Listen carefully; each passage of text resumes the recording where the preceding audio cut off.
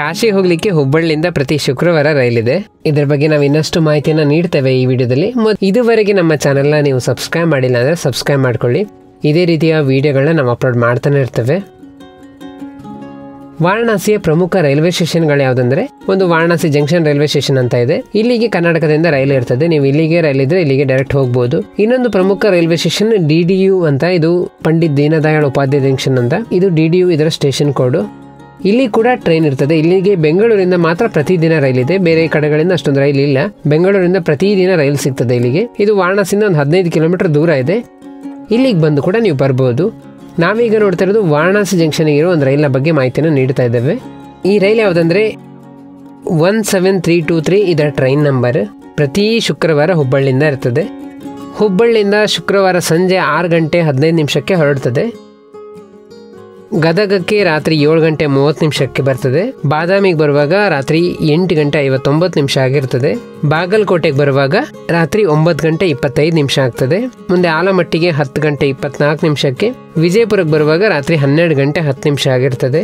ಹೀಗೆ ಈ ರೈಲು ಮುಂದೆ ವಾರಣಾಸಿ ಹೋಗ್ತದೆ. ಶುಕ್ರವಾರ ಹೊರಟ ನೀವು ಆದಿತ್ಯವಾರ ಬೆಳಿಗ್ಗೆ 8 ಗಂಟೆ 25 ನಿಮಿಷಕ್ಕೆ ನೀವು ಹೋಗಿ ವಾರಣಾಸಿ ಜಂಕ್ಷನ್ ರೈಲ್ವೆ ಸ್ಟೇಷನ್ ತಲುಪ್ತೀರಾ. ಒಟ್ಟು 38 ಗಂಟೆ ಬೇಕಾಗ್ತದೆ. ಟಿಕೆಟ್ ದರ ನೋಡಬಹುದು, 765 ರೂಪಾಯಿಂದಾನೇ ಪ್ರಾರಂಭ ಆಗ್ತದೆ.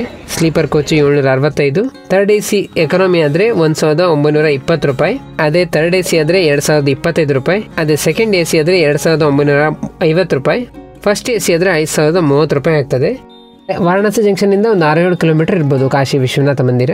ವಾರಣಾಸಿ ಜಂಕ್ಷನ್ ರೈಲ್ವೆ ಸ್ಟೇಷನ್ ಬಂದ ಮೇಲೆ ಅಲ್ಲಿಂದ ನೀವು ಒಂದು ಆಟೋ ಮೂಲಕ ಗೊದೋಲಿ ಚೌರಾಹ ಅಂತ ಇದೆ, ಸರ್ಕಲ್ ಇದೆ, ಅಲ್ಲಿಗೆ ನೀವು ಹೋಗಿ ಅಲ್ಲೇ ಹತ್ತಿರದಲ್ಲೇ ಎಲ್ಲಾದ್ರೂ ರೂಮ್ನ ಪಡೀರಿ. ಗೊದೋಲಿ ಚೌರಾಹ ಅಂತ ಇದೆ, ಅಲ್ಲೇ ಎಲ್ಲಾದ್ರೂ ರೂಮ್ನ ಪಡೀರಿ. ಜಂಗಮವಾಡಿ ಮಠ ಕೂಡ ಒಂದು ಕಾಶಿಯಲ್ಲಿದೆ, ಅದು ನಮ್ಮ ಕರ್ನಾಟಕದವರದೇ ಮಠ.